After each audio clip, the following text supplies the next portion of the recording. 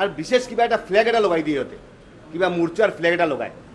কিছুমান বস্তু চালোঁ আমি, ফ্লেগটো লগাই কিনে সিহঁতে কি কৰে, এই 5 টকাকৈ কালেকশ্যন কৰে। বিধানসভাত ভাল ভাল বস্তুবিলাক হয়, ভাল ভাল কথাবিলাক হয়, মন্ত্ৰী মহোদয়ে ভাল ভাল কথাখিনি কয়, কিন্তু গ্ৰাছৰুট লেভেলত কি চলি আছে ভয়ংকৰ ঘটনা।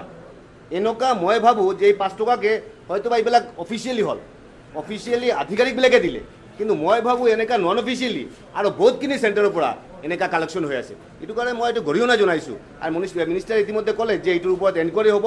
এনকুৱাৰী নহয়, যিবোৰ মানুহে ভেকচিনৰ নামত এনেকুৱা দালালি কৰি আছে, ভেকচিনৰ নামত টকা সংগ্ৰহ কৰি আছে, সিহঁতৰ ওপৰত ব্যৱস্থা ল'বই লাগিব। এইটো মোৰ আজিৰ দাবী। এইটো কৰিমগঞ্জ এইটো যিটো মোৰ কথা নহয়, এইটো মই আপোনাক লগত কৈছোঁ যে এডিশ্যনেল চিফ মেডিকেল হেল্থ অফিচাৰে the superintendent of Karimganj civil হস্পিটেলত লিখিছে যে এই 3টা চেণ্টাৰৰ পৰা, চেণ্টাৰকেইটাৰ নাম হৈছে Karimganj civil hospital, public higher secondary school আৰু DSA কমপ্লেক্স। এই তিনিটাকে আমাৰ ভেকচিন চেণ্টাৰ, তাতে 5 টকাকৈ কালেকশ্যন কৰা হৈছে। এই 5 টকাকৈ কালেকশ্যন কিয় কৰা হৈছে? প্ৰায় 1,60,000 টকা কালেকশ্যন কৰা হৈছে। এই টকাটো কিয় কালেকশ্যন কৰা হ'ল? কোন গভৰ্ণমেণ্টৰ কিবা অৰ্ডাৰ আছে নেকি? সেইটো কাৰণে মই ভাবোঁ যে এই ভেকচিনৰ নামত যিটো চিণ্ডিকেট চলি আছে, ভেকচিনৰ নামত যিটো দালালি চলি আছে, এইটো বন্ধ কৰিব লাগিব। আৰু অসমৰ ৰাইজে যাতে ভালকৈ যাতে ভেকচিনটো বেজটো ল'ব পাৰে, এইটোৱে আজি মই দাবী কৰিছোঁ। আৰু আচ্ছা, কথাটো হৈছে মুখ্যমন্ত্ৰীৰ কোনো মানে হেৰিয়া নাই, কণ্ট্ৰল নাই মোৰ যিটো লাগিছে। কাৰণ আমাৰ দায়িত্বশীল মন্ত্ৰী এজন, তেওঁ PNID মিনিষ্টাৰ হয়, PNID মিনিষ্টাৰ হয়, এইখন ডিপাৰ্টমেণ্টৰ তেওঁ মুৰব্বী হয়, এইটো ডিপাৰ্টমেণ্টৰ।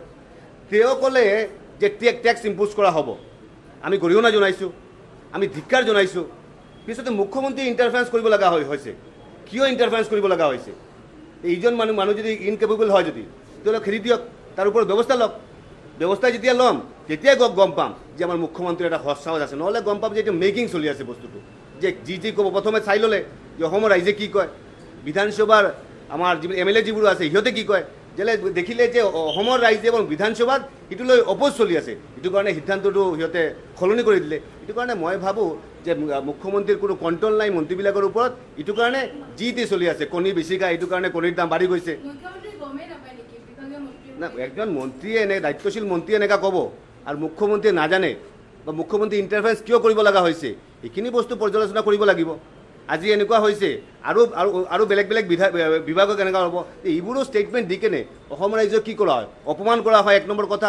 2 নম্বৰ কথা হৈছে যে আজি মুখ্যমন্ত্ৰীয়ে যে এইটো উদ্যোগ কৰিলে, আজি উদ্যোগ কৰাৰ লগে লগে কি হ'ল, এইজন মন্ত্ৰী যিজন আছে তেওঁৰ ভাৱমূৰ্তিটো ক'ত থাকিলে, আৰু তেওঁ যে অন্যায় কাম কৰিলে এইটো গম পোৱা গ'ল। এইটো কাৰণে মই ভাবোঁ যে এনেকুৱা বিভিন্ন বিভাগত এনেকুৱা অন্যায় কাম চলি আছে আজিৰ দিনত।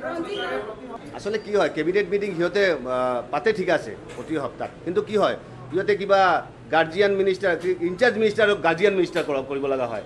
সিহঁতে কি কৰে, কিবা গাঁওবুঢ়া গাঁও প্ৰধান লাড়ু মুড়ি চিৰা কেনেকুৱা খাব, এইবোৰো চলি আছে। সেইটো কাৰণে মই ভাবোঁ যে আজিৰ দিনত যিটো মেইন ফ'কাছ দিব লগা হৈছিল, আজিৰ দিনত মন্ত্ৰীবিলাকক কণ্ট্ৰল কৰিব লগা হৈছিল, আজিৰ দিনত এটা পৰিৱেশ সৃষ্টি কৰিব লগা হৈছিল। আজিৰ দিনত আমাৰ যিখিনি মানুহ আছে, অসমৰ ৰাইজ যিখিনি আছে, কেনেকৈ ভালকৈ থাকিব। আমি যেতিয়া কেবিনেট ডিচিশ্যন হয়, কেবিনেট মিটিং হয়, আমি অসমৰ ৰাইজ চাই থাকোঁ নহয় নেকি?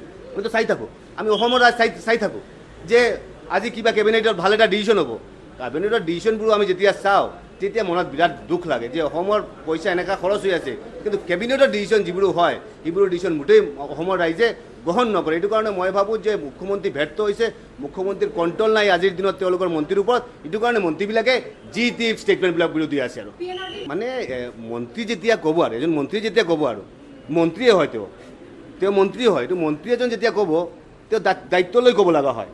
এজন মন্ত্ৰীয়ে এনেকুৱা কথা ক'ব, পিছতে মুখ্যমন্ত্ৰীয়ে উদ্যোগ কৰিব লগা হয়, তাৰ মানেটোকো আপোনালোকে বুজি লওক। মানেটো এনেকুৱা হৈছে, মন্ত্ৰীবিলাক কেপেবল নহয়, সিহঁতৰ দায়িত্বৰ পৰা সিহঁতক খেলিব লাগে। এইটো কাৰণে মই ভাবোঁ যে মুখ্যমন্ত্ৰীয়ে যদি উদ্যোগ কৰিছে তেনেহ'লে মুখ্যমন্ত্ৰী ব্যৱস্থা লওক। আৰু যিজন মন্ত্ৰীয়ে এনেকুৱা কাম কৰিলে, যিজন মন্ত্ৰীয়ে অসমৰ ৰাইজৰ লগত প্ৰতাৰণা কৰিলে, সিখন মন্ত্ৰীক মিনিষ্ট্ৰীৰ পৰা খেদি দিয়ক। আৰু তেতিয়াই গম পাম আৰু যে মুখ্যমন্ত্ৰী এজন সৎসাহসী মুখ্যমন্ত্ৰী বুলি মই বিবেচনা দিম। আৰু মানে কথাটো হৈছে এনেকুৱা যে ধনশ্ৰী বুলি এনেকুৱা নহয়, আৰু বহুত এনেকুৱা প্ৰকল্প আছে য'ত নেকি অসমৰ ৰাইজৰ টকা, এইখিনি টেক্সৰ টকাটো, এইবিলাকতো টকা গভৰ্ণমেণ্টৰ টকা নহয়, এইখিনি টকা অসমৰ ৰাইজৰ টকা।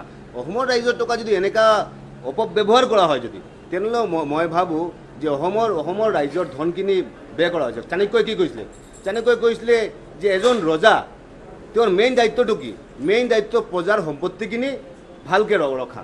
এতিয়া আমি টেক্স দিলোঁ আৰু টেক্সখিনি যদি গভৰ্ণমেণ্টে যদি ইফাল ইফাল কৰি কিনে যদি বেয়া কৰে, যদি আপুনি চাওক না, এই যে আমাৰ বিধানসভাৰ যদি চৌধৰ যিটো ফুল লগোৱা হৈছে, বিৰাটকৈ সজোৱা হৈছে, এইখিনি দৰকাৰ আছে, কিন্তু ইমান বেছি দৰকাৰ নাছিলে। সেইটো কাৰণে মই ভাবোঁ যে আজিৰ দিনত আমি যিটো চালোঁ যে অসমৰ ৰাইজৰ টেক্সৰ টকাটো বেয়া কৰা হৈছে, বেয়াকৈ বেয়া কৰা হৈছে। সেইটো কাৰণে বাৰম্বাৰ আমি কৈ আছোঁ, বিধানসভাত বস্তু উত্থাপন কৰি টকাটো যাতে সদব্যৱহাৰ হয়, তাৰ কাৰণে আমাৰ যি কৰিব লগা আছে বিধানসভাত আমি বস্তুখিনি ভালকৈ আমি তুলি ধৰিম বাৰু।